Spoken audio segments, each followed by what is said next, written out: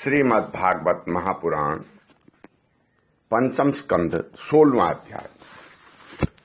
इस अध्याय में आज आप सुनेंगे भुवन कोश का वर्णन। राजा परीक्षित ने कहा, हे मुनियर, जहां तक सूर्य का प्रकाश है और जहां तक तारागण के सहित चंद्रदेव दिख पड़ते हैं, वहां तक आपने भूमंडल का विस्तार बतलाया है। उसमें भी आपने बतलाया कि महाराज प्रिव्रत के रथ के पहियों की 7 लीकों से 7 समुद्र बन गए थे, जिनके कारण इस भूमंडल में 7 द्वीपों का विभाग हुआ। अतः भगवान, जब मैं इन सब का परिणाम और लक्षणों के सहित पूरा विवरण जानना चाहता हूं, क्योंकि जो मन भगवान के इस गुणमय स्थूल विग्रह में लग सकता है, उसी का उनके वासुदेव संज्ञक स्वयं प्रकाश निर्गुण ब्रह्म रूप सूक्ष्मतम स्वरूप में ही लगना संभव है। अतः गुरुवर, इस विषय का विशद रूप से वर्णन करने की कृपा कीजिए। श्री सुखदेव जी बोले, महाराज, भगवान की माया के गुणों का इतना विस्तार है कि यदि कोई पुरुष देवताओं के समान आयु पाले तो भी मन या वाणी से उसका अंत नहीं पा सकता। इसलिए हम नाम, रूप, परिणाम और लक्षणों के द्वारा मुख्य मुख्य बातों को लेकर के ही इस भूमंडल की विशेषताओं का वर्णन करेंगे।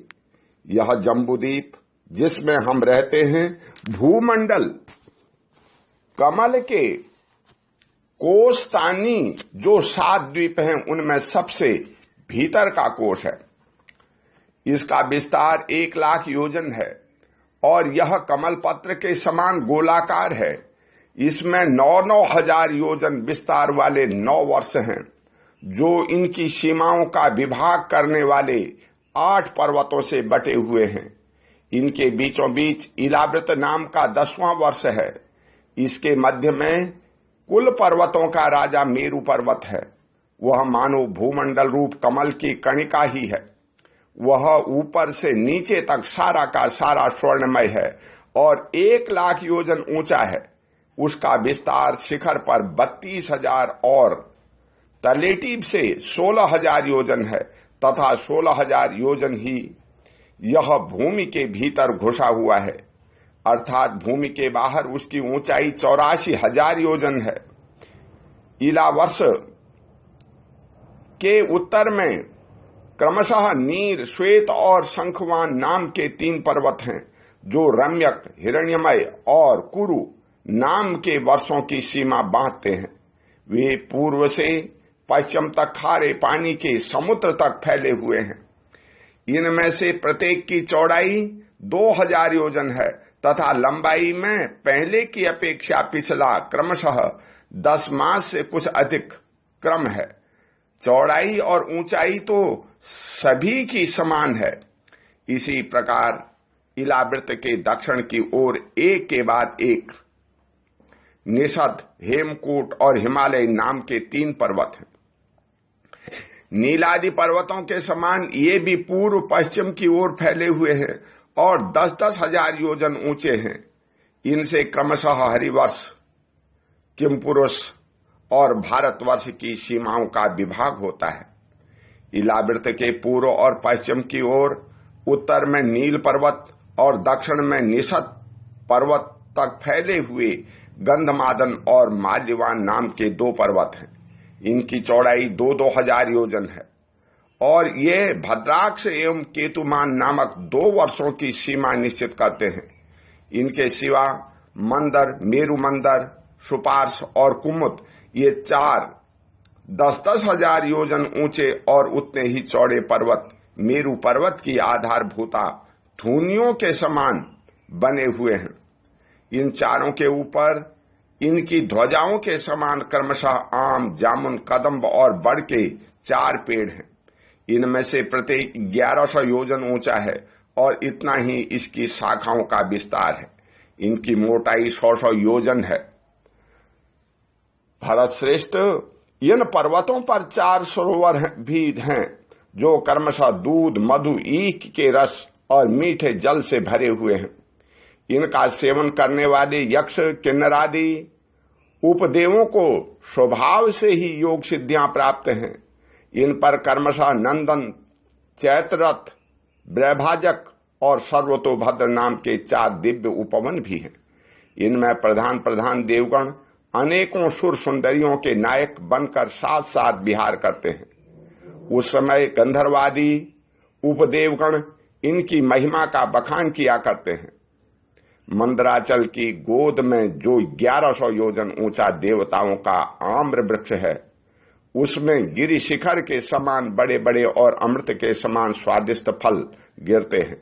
वे जब फटते हैं तब उनसे बड़ा सुगंधित और मीठा लाल लाल रस बहने लगता है।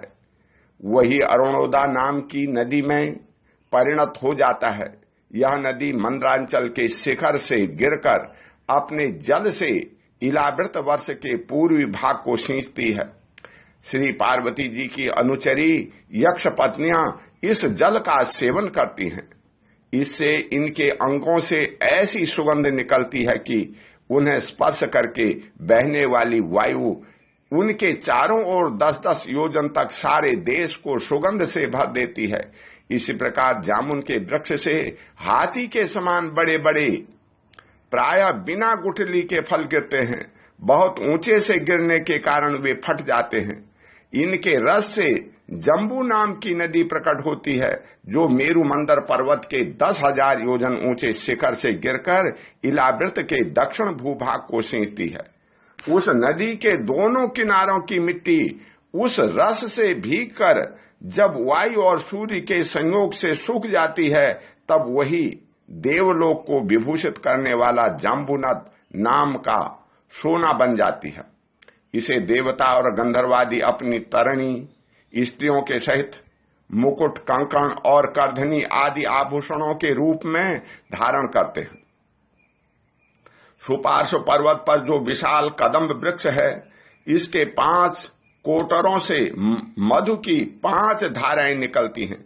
इनकी मोटाई 5 पुरुष से जितनी है, ये सुपार्श से शिखर से गिरकर इलावृत वर्ष के पश्चिमी भाग को अपनी सुगंध से सुवासित करती है।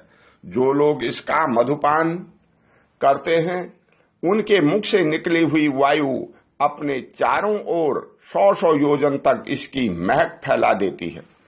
इसी प्रकार कुमुद पर्वत पर जो शतवल्स नाम का बट वृक्ष है, उसकी जटाओं से नीचे की ओर बहने वाले अनेक नद निकलते हैं। ये सब इच्छानुसार भोग देने वाले हैं।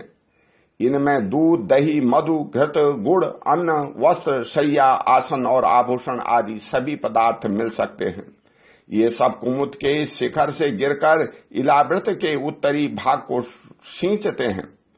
इनके दिए हुए पदार्थों का उपभोग करने से वहां की प्रजा की त्वचा में झुर्रियां पड़ जाती हैं, बाल पक जाना, थकान होना, शरीर में पसीना आना तथा दुर्गंध निकलना, बुढ़ापा, रोग, मृत्यु, सर्दी, गर्मी की पीड़ा, शरीर की कांतिहीन हो जाना, अंगों का टूटना आदि कष्ट कभी नहीं सताते और उन्हें जीवन पर्यंत पूरा पूरा सुख प्राप्त होता है।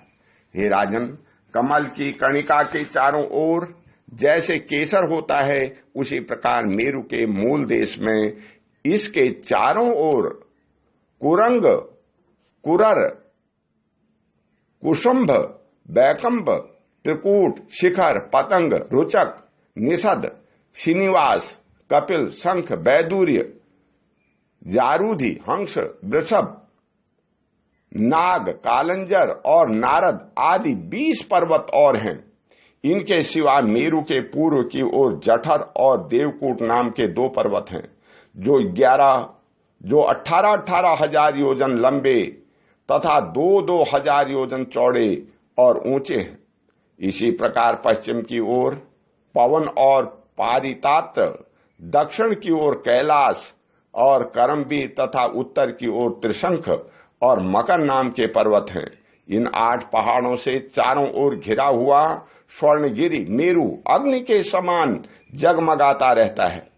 कहते हैं मेरु के शिखर पर बीचों बीच भगवान ब्रह्मा जी की स्वर्णमयी पुरी है, जो आकाश में समचौरस तथा करोड़ योजन विस्तार वाली है। इसके नीचे पूर्वादि 8 दिशा और उपदिशाओं में इनके अधिपति इंद्रादि 8 लोकपालों की 8 पुरियां हैं।